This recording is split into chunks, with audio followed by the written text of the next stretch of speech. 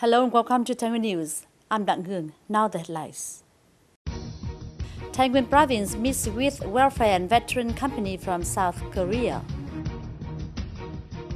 Thái Nguyên leaders meet the leaders of REDD Plus project.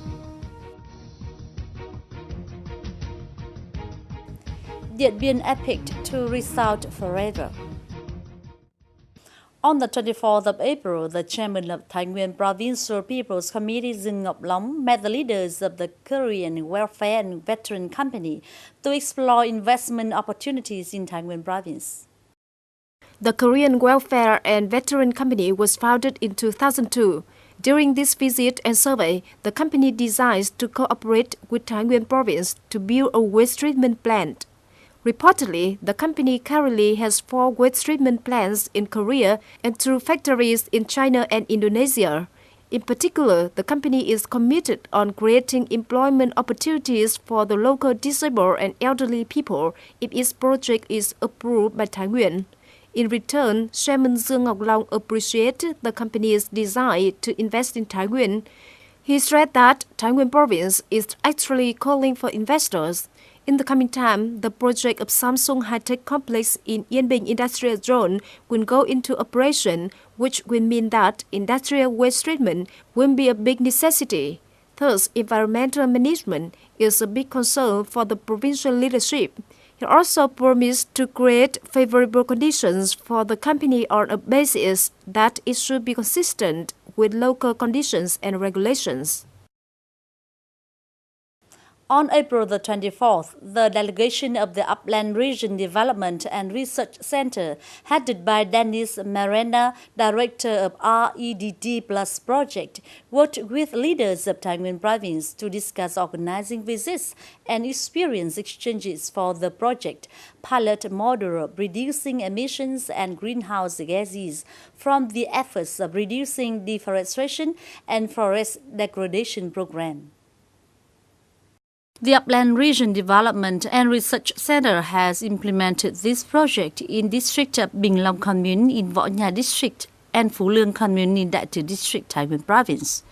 Accordingly, this project, divided into 2 phases, has been carried out in Võ Nhai from June 2010 with a total investment of nearly $500,000 to support the people of ethnic minority communities to better assess the policies on forest protection, forest ecosystem restoration on Rocky Mountains in order to reduce greenhouse gas emissions from deforestation and forest degradation.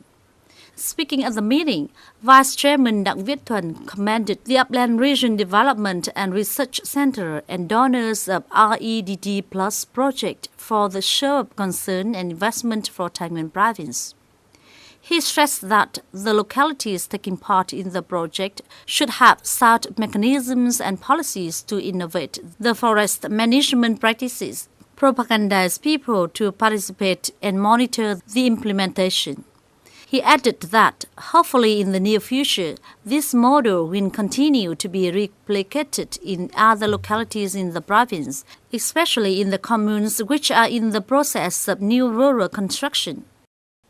On April the 24th, GSC non-governmental organization in collaboration with Vietnam-Korea Cooperation Center and Samsung Group offered the Capital Buffalo Bank project to poor households in 2 communes of Bản Ngoại and Mỹ Yên Đại Từ District.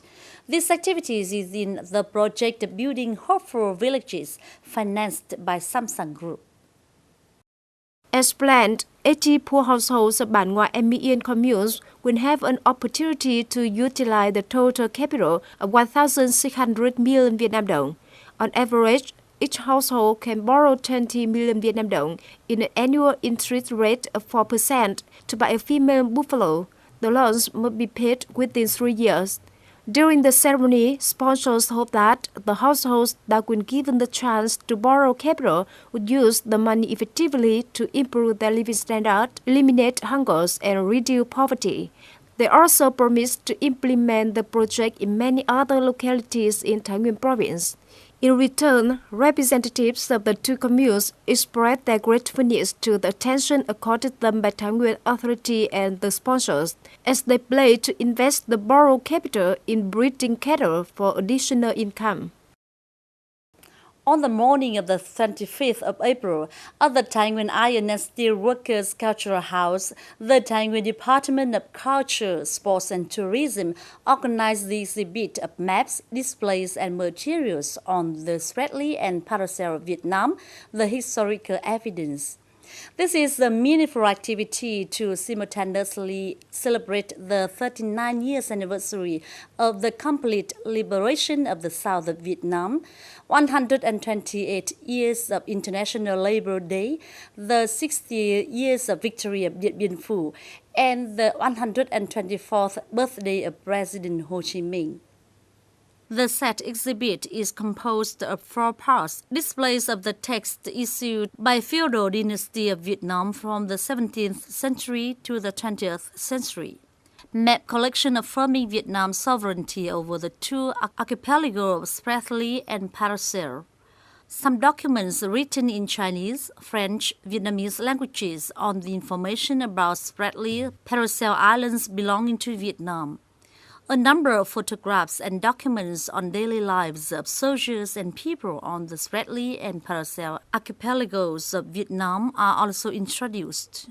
The materials and artifacts awarded by the Ministry of Information and Communications are also displayed to promote and raise awareness among officials, party members and the people about the role and power of the Vietnam Islands in the cause of building and defending the socialist country.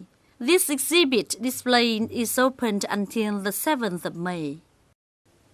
In the jubilant atmosphere towards the 60th anniversary of the Điện Biên Phủ victory, on historic days in April, 30 veterans in the Northwest campaign and the volunteers who helped Laos in the war went back to the magnanimous land in the Điện Biên Basin, where our soldiers and people made Điện Biên Phủ win the illustrious 5 continents earth tremors 60 years ago. After 50 years, Nguyên Xuân Hoàng, a veteran, returned to the Điện Biên Phủ battlefield where he stayed for nearly 10 years. In spite of long years, every name and every corner seemed to be closer to him still. The Hue Trung campaign and Khao Phan Mat battle, the places of Mường Thanh, Him Lam, Na Khang, Hồng Cúm remained intact in his mind.